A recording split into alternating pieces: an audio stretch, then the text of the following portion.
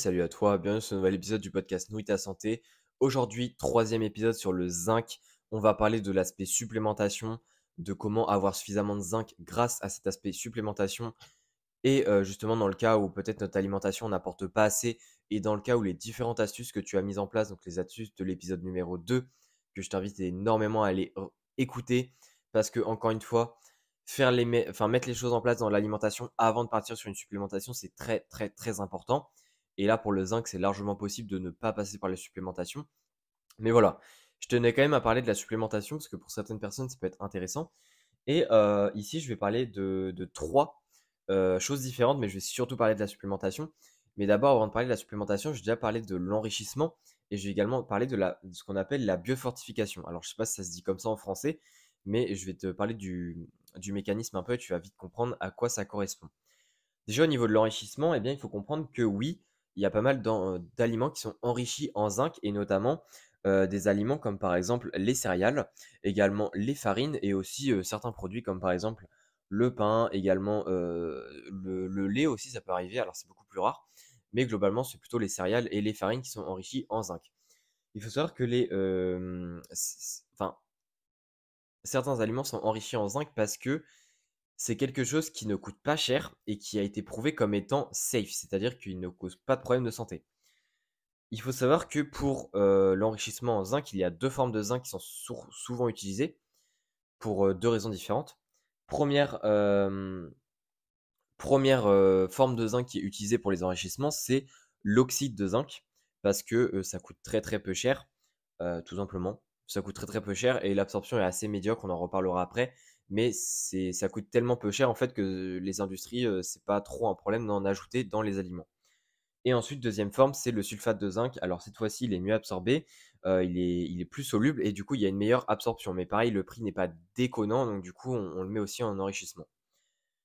Voilà. Alors, ce qu'il faut faire attention au niveau de l'enrichissement, c'est évidemment dans les céréales, oui, c'est bien que c'est enrichi, mais encore une fois, comme je te l'ai dit dans l'épisode numéro 2, si l'aliment est enrichi en zinc, mais qu'il y a énormément de phytate à côté, eh bien, l'effet enrichissement sera annulé par la quantité de phytate qu'il y aura dedans.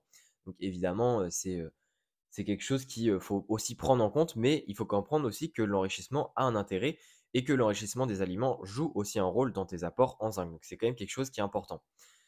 Deuxième chose dont je voulais parler avant la supplémentation, c'est ce qu'on appelle la biofortification. C'est le simple fait qu'il y ait une étude au niveau de l'agriculture, au niveau de la génétique, au niveau des plantes, c'est-à-dire que directement au niveau des cultures faites dans les champs, etc., eh bien, on essaie de comprendre au niveau de la génétique des plantes et autres, comment faire pour que ces plantes-là qu'on va cultiver aient une meilleure capacité de retenir, d'accumuler du zinc pour que justement elles soient plus riches en zinc directement à partir du moment où on les recueille lors de la cueillette, etc. Ça, c'est quelque chose qui est très intéressant parce qu'en fait, c'est pas un enrichissement qui se fait au moment où on a déjà fait la récolte et tout. En fait, c'est un petit peu grâce à la génétique, à plein de procédés, hein, il y a plein de choses différentes qui sont étudiées, et bien qu'on enrichit, on va dire, la plante génétiquement pour qu'elle puisse avoir plus de zinc. C'est un petit peu ça qu'il faut comprendre. Donc ça, c'est aussi quelque chose qui est étudié, mais c'est assez nouveau encore. Mais c'est un sujet quand même qui est assez tendance. Donc voilà, c'est aussi quelque chose qui est recherché pour le zinc. Mais évidemment, ici, ce qu'on va s'intéresser, c'est la supplémentation et plus précisément, bah, quelles sont les formes en fait les plus intéressantes de zinc. Déjà, ce qu'il faut comprendre, c'est que plus une forme est soluble et plus elle sera absorbée. Comme je te l'ai dit dans l'épisode précédent, quand il y a un complexe insoluble avec le phytate, ce n'est pas du tout absorbé. Et quand évidemment c'est plus soluble grâce aux protéines, c'est encore mieux absorbé. Au niveau des supplémentations en zinc, eh bien, il y a différentes formes et il y a des formes plus ou moins solubles. Première forme peu soluble, c'est l'oxyde de zinc. Alors ça, j'en ai déjà parlé du coup avec l'enrichissement. Mais plus précisément, l'oxyde de zinc, ce qui est intéressant en fait, c'est que ça coûte très peu cher et qu'aussi, au niveau composition chimique, eh bien, l'oxyde de zinc correspond à 80% de zinc. Donc il y a beaucoup beaucoup de zinc, mais par contre l'absorption est de 50%. Donc c'est pas déconnant, mais tu verras que par rapport aux autres formes, c'est quand même moins bien. Euh, et aussi, c'est assez difficile ça se solubilise moins dans l'eau. Voilà. Ensuite, deuxième forme qu'il y a, c'est l'ascorbate de zinc. Alors, non, l'acétate, pardon. Pas l'ascorbate, l'acétate de zinc plutôt. L'acétate de zinc, c'est une forme qui est beaucoup plus soluble dans l'eau. c'est seulement par contre 30 de zinc au niveau de la composition. Et l'absorption, par contre, alors l'absorption, c'est pas totalement étudié. Les chiffres, on n'a pas encore de chiffres fixes au niveau de l'absorption. Mais par contre, enfin, le problème en fait avec ce type de forme-là, c'est que ça a un énorme goût métallique et que c'est très très dur à tolérer. Donc là-dessus, c'est pas très très fou. Ensuite, on a le sulfate de zinc. Alors, le sulfate de zinc, encore une fois, il est utilisé en enrichissement. Un problème aussi avec le sulfate de zinc, c'est qu'il a un très gros goût métallique. Encore une fois, si c'est enrichi dans un aliment, ça ne se sentira pas parce que c'est une toute petite quantité par rapport à l'aliment. Mais par contre, si tu le prends en supplémentation, tu sentiras le goût et c'est assez difficile à tolérer. Le sulfate de zinc, il y a par contre 23 de zinc, donc il n'y en a pas beaucoup, mais par contre, il est bien absorbé, très bien même parce qu'il est à 70 d'absorption. Ensuite, on a le gluconate pardon, de zinc. Ici, il n'y a que 14 de zinc, c'est-à-dire qu'au niveau composition, il y a très très peu de zinc quand même. Donc il y a peu de zinc, mais par contre, il est très très soluble dans l'eau. Le problème, c'est il est à la fois cher, mais par contre, il est très bien absorbé puisqu'il a 60 d'absorption. Mais quand je dis qu'il est très cher, c'est-à-dire que aux États-Unis, au niveau du kilo, eh bien, je crois que 1 kilo de gluconate de zinc, ça vaut quasiment 80 euros.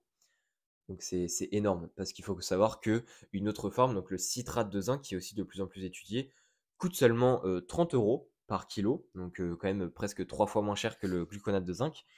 Et pourtant, eh bien, il y a 31 de zinc au niveau de la composition. Et en plus de ça, eh bien, il est plutôt bien soluble dans l'eau puisqu'il a 60 d'absorption et qu'en plus de ça, il n'a pas de goût. Donc concrètement, qu'est-ce que je conseille au niveau des formes de zinc? Quelles sont les meilleures? Eh bien, le gluconate de zinc est pas mal. Le problème, c'est qu'il est cher. Et du coup, ce qui est pas mal, c'est le citrate de zinc qui est plutôt intéressant. L'oxyde de zinc, le problème, c'est qu'il est moins soluble, mais quand même, niveau composition, par rapport à l'absorption, il n'est pas déconnant. Et il y a aussi le sulfate de zinc. Donc en fait, il y a pas mal de formes, mais globalement, au niveau de la recherche actuelle, on étudie de plus en plus le citrate de zinc, et le citrate de zinc serait effectivement une forme de supplémentation qui serait intéressante pour le zinc.